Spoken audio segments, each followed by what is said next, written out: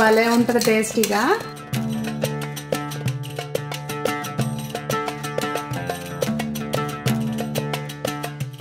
కానీ సూపర్ ఉంటుందండి.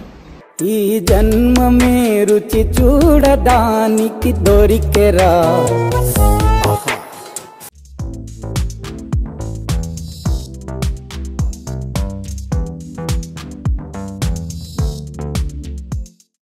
పెద్దలందరికీ నమస్తే, పిల్లలందరికీ హాయ్. ఎలా ఉన్నారు అందరూ? బాగున్నారా? మేము చాలా బాగున్నామండి. మీరు కూడా చాలా చాలా బాగున్నారని ఆశిస్తున్నాను. ఈరోజు వీడియో ఏంటంటే, వేసవకాలం వచ్చింది కదండి, మనకి చల్లచల్లగా ఎప్పుడు ఏదో ఒకటి తినాలనిపిస్తుంది. అయితే పిల్లల్ని అయితే వద్దంటాం కానండి, నిజం చెప్పాలంటే మనకు కూడా ఎప్పుడు ఏదో ఒకటి చల్లగా తినాలనిపిస్తుంది కదా. ఎంతమంది నాతో ఏకీభవిస్తారు చెప్పండి? నాకైతే పర్సనల్గా ఐస్ క్రీమ్స్, మిల్క్ షేక్స్ ఇట్లాంటివి బాగా ఇష్టము. మీలో కూడా ఎంతమందికి మనం పిల్లల్ని వద్దు అది మంచిది కాదు అని చెప్తాం, కానీ మనం తింటానే ఉంటాం కదా. ఆ తినేదేదో మంచిగా ఇంట్లో మనం చేసుకుని ఆరోగ్యకరంగా తింటే బాగుంటుంది కదా. సో ఇవాళ అయితే మీకు మంచిగా కొబ్బరికాయతోటి ఐస్ క్రీమ్ చేస్తున్నానండి. ఐస్ క్రీమ్ అనే కంటే ఏమనాలి, మామూలుగా అయితే మనం పుల్ల ఐస్ తింటాం కదా, పుల్ల ఐస్ టైప్లో అనమాట, విత్ స్టిక్ వచ్చేది. అది చేస్తున్నాను. దాన్ని ఏమంటారు, ఒక్కోసారి అట్లా అయిపోతుందండి. సో మొత్తానికైతే ఇవాళ కొబ్బరికాయతోటి మనం చల్లగా తినడానికి వీలుగా ఒకటి మంచిగా రెసిపీస్ చూపిస్తాను. నేనైతే ఒక వీడియోలో చూసి ట్రై చేశానండి, చాలా బాగా నచ్చింది అందరికీ. ఇంకా మళ్ళీ మేము చేసుకుని తింటూనే ఉంటాము, మీకు కూడా చేసి చూపిద్దామని చెప్పి ఈ వీడియో అనమాట. మీకు ట్రై చేయండి, సూపర్ అంటే సూపర్గా నచ్చుతుంది. మనం ఎక్కడ పంచదార కూడా ఏం వాడము, చాలా బాగుంటుంది. ఇంకా లేట్ చేయకుండా రెసిపీ చూసేద్దామండి.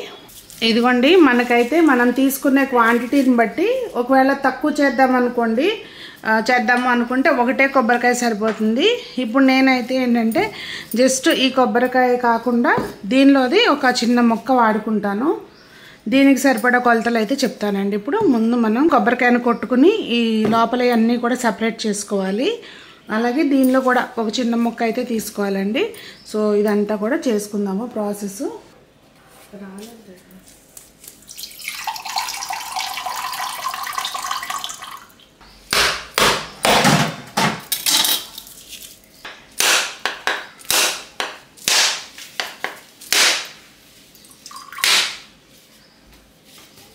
అంటే కొబ్బరికాయతో చేస్తున్నాను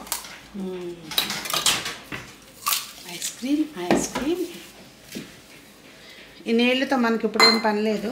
ఇలా ముక్కలు కట్ చేసుకున్న వాటిని మనం పైన చెక్కు తీసేసుకోవాలండి. దీన్ని ఇట్లా తీసేసుకుంటే, ఓపిక లేదు మనకి ఇప్పుడు అవన్నీ ఎవరు చేస్తారు అనుకుంటే వేసేసుకోవచ్చు, కానీ తీస్తే బాగుంటుంది.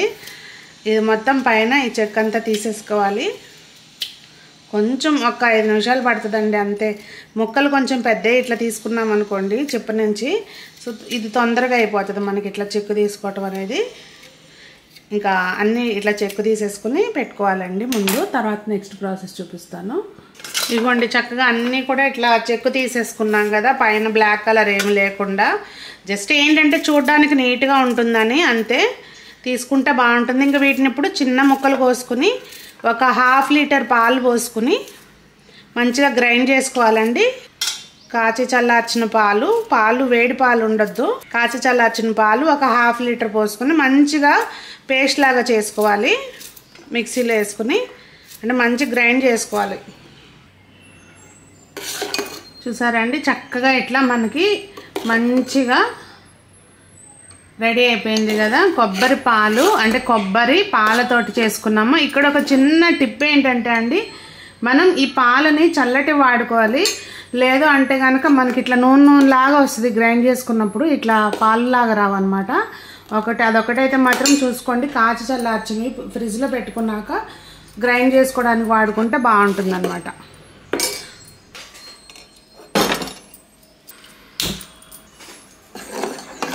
ఈ పాలని గ్యాస్ మీద పెట్టుకున్నాండి. కొంచెం గ్యాస్ మీద పాలు జస్ట్ మరీ ఎక్కువ కాదు, గోరువెచ్చగా అయిన తర్వాత మనం నెక్స్ట్ ఇదిగోండి, ఇది 1 టేబుల్ స్పూను కార్న్ఫ్లోర్ అనమాట.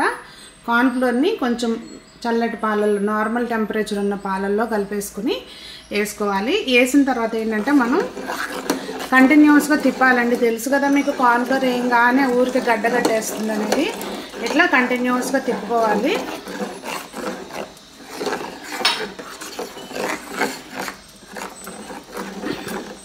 చాలా క్విక్గా అయిపోతుందండి.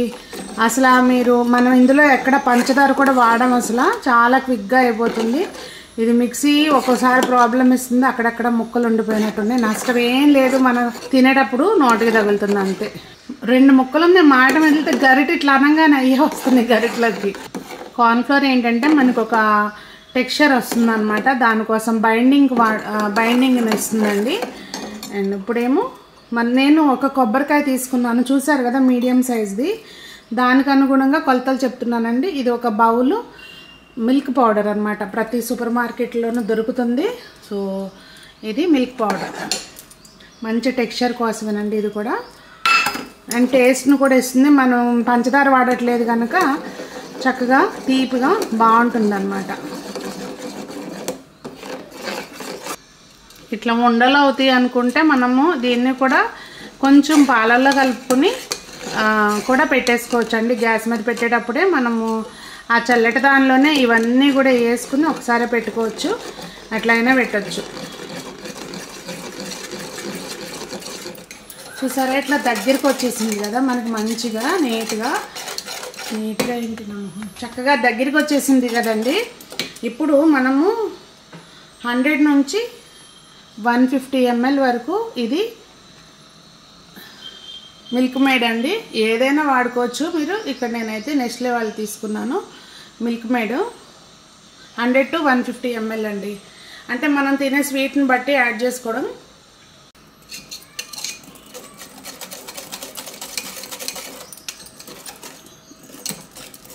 అసలు ఇది ఇట్లా బౌల్లో వేసుకుని వేడివేడిగా కూడా తినచ్చు, భలే ఉంటుంది టేస్టీగా.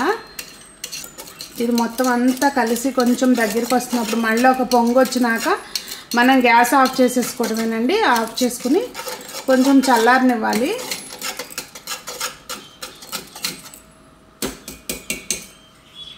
టెక్స్చర్ చూడండి మీకు తెలుస్తుంది, ఇదిగోండి భలే ఉంది కదా, క్రీమీ టెక్స్చర్. ఒకసారి మీకు చెక్ చేసుకోండి. స్వీటు కొంచెం బాగా ఎక్కువ తినే వాళ్ళకైతే సరిపోలేదు అంటే కనుక కొంచెం యాడ్ చేసుకోండి. ఇవి కొంచెం లైట్ స్వీట్ ఉంటేనే బాగుంటుంది.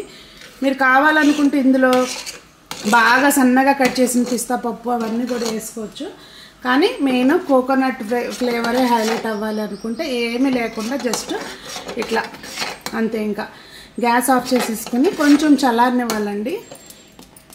ఇది ఇలా కూడా చక్కగా బౌల్లో వేసుకుని తినేయచ్చు అనమాట, యమ్మీగా ఉంటుంది. ఇప్పుడు మనం తయారు చేసుకున్న మిశ్రమం ఆరే లోపల అండి, ఇదిగోండి కొబ్బరి కొంచెం మనం ఇందాక పక్కన పెట్టుకున్నాం కదా, పక్కన ఇంకొక కాయ సగం వాడుకుందామని చెప్పి దానిలోది ఇట్లా తురిమేసుకోవాలి గ్రేటర్ తోటి. చక్కగా పొడుగ్గా వచ్చేటట్టు తురుముకోవాలండి. ఇది మొత్తం చిప్ప కూడా వేయలేదు నేను, చిన్నది, అంటే మీ ఇష్టం, మీకు కొంచెం ఎక్కువ కావాలనుకుంటే అట్లా. ఇది పూర్తిగా ఆరిపోయినాక మాత్రమే ఇది ఇందులోకి వేసుకోవాలండి. వేడిగా ఉన్నప్పుడు వేస్తే ఏంటంటే కొబ్బరి ఇట్లా ఉడికినట్టు అయిపోతుంది, అట్లా వేయొద్దు. జస్ట్ ఏంటంటే ఇది మనకి తినేటప్పుడు నోటికి తగులుతూ బాగుంటుంది అనమాట. ఇంట్లో ఉంటే కనుక మీకు కొబ్బరి ఫ్లేవరే తెలవాలి అంటే కనుక మనకి కొబ్బరి ఎసెన్స్ వస్తుందండి, అదైనా వేసుకోవచ్చు. లేదు వెనీలా ఫ్లేవర్ ఇష్టం అనుకుంటే అదైనా వేసుకోవచ్చు. ఇట్లా ఏదైనా ఎసెన్స్ వేసుకోవచ్చు అండి. నేనైతే ఏమి వేయను, జస్ట్ ఇట్లా న్యాచురల్గా అదే ఫ్లేవర్ తోటి ఎంజాయ్ చేస్తామన్నమాట. ఇప్పుడు ఇదిగోండి ఇట్లా వీటిలోకి ఫిల్ చేసేసుకోవాలి. కడిగి పెట్టుకుంటాం కదా ముందే మనం పెట్టుకునేటప్పుడు, అయినా ఈరోజు వాడం కనుక శుభ్రంగా కడిగేసి పెట్టుకోవాలి. దీనిలోకి ఇప్పుడు ఫిల్ చేసేసుకోవాలండి.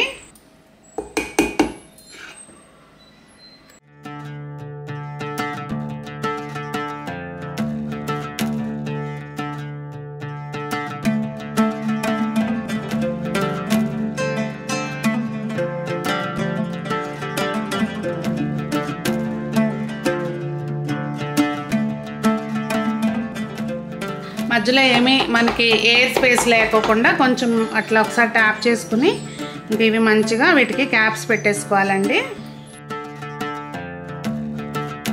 ఈ ఫ్రీజర్లో ఒక 4-5 గంటల సేపు మనం మంచిగా ఫ్రీజ్ చేసేసుకోవాలి. అది రెడీ అయిపోయింది. ఇది ఎప్పుడు నేను చేసే ప్రాసెస్ అండి, స్టీల్ గిన్నెల్లో పోసి పెట్టడం. అయితే ఇది కొంచెం చూస్తున్నారా, ఇక్కడ కొత్తది తెచ్చాను కదా, ఈ సంగతి ఏంటో చూద్దాం అని చెప్పి ఇందులో కూడా పోసి పెట్టాను కదా. ఇవి మనకి ఫ్లాప్ అన్నమాట. ఎందుకనో దీంట్లో అయితే మటుకు అవ్వలేదు. నాకు స్టీల్ గిన్నెలో అయితే మాత్రం కరెక్ట్గా వచ్చిందండి. ఇప్పుడు దాన్ని తీద్దాం బయటికి.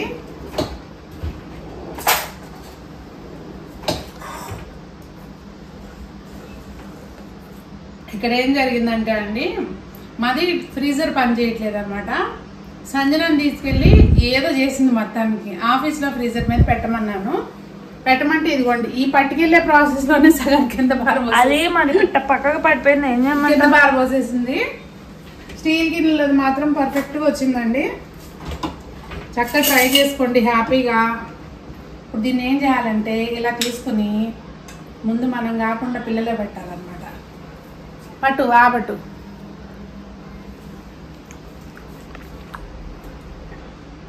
కానీ సూపర్ ఉంటుందండి. పదమేంటి చెప్పు, మౌత్ మెంట్ ఏమంటారు? Mouth watering. డెలిషియస్. సెన్సిటివిటీ ఉప్పు ఏంటిది అది? ఉప్పు ఉందా మీ టూత్ పేస్ట్ లో? ఉప్పు ఉందా కాదు, పన్నుకి అది వచ్చింది అనమాట. ఏమంటారు, క్యావిటీ. అందుకని తెలియపోతున్నాను. సో ట్రై చేయండి. ట్రై చేసి ఎట్లా ఉందనేది తప్పకుండా కామెంట్ చేయండి. ఇది మాత్రం ఫ్లాప్ అయింది. దీనికంటే బెటర్ చక్క డిస్పోజబుల్ ఇవి ఉంటాయి కదా, అందులోకి ప్లాస్టిక్ వాటిలోకి కానీ అవి అయితే గ్లాసులు కట్ చేసేసుకోవచ్చు. లేదంటే మన ఇంట్లో ఎలాగో స్టీల్ గ్లాసులు అనుకోండి, ఇంకా బెటర్. చక్కగా పోసుకుని అందులో పెట్టేసి పెట్టుకోండి. ఎలా ఉంది అనేది కామెంట్ చేయడం మాత్రం మర్చిపోకండి. మరి అందరూ బాగుండాలి, అందులో మనం ఉండాలి, ఇలాంటి ఐస్ క్రీములు తింటూ సంతోషంగా ఉండాలని మనస్ఫూర్తిగా కోరుకుంటూ మీ సునీత.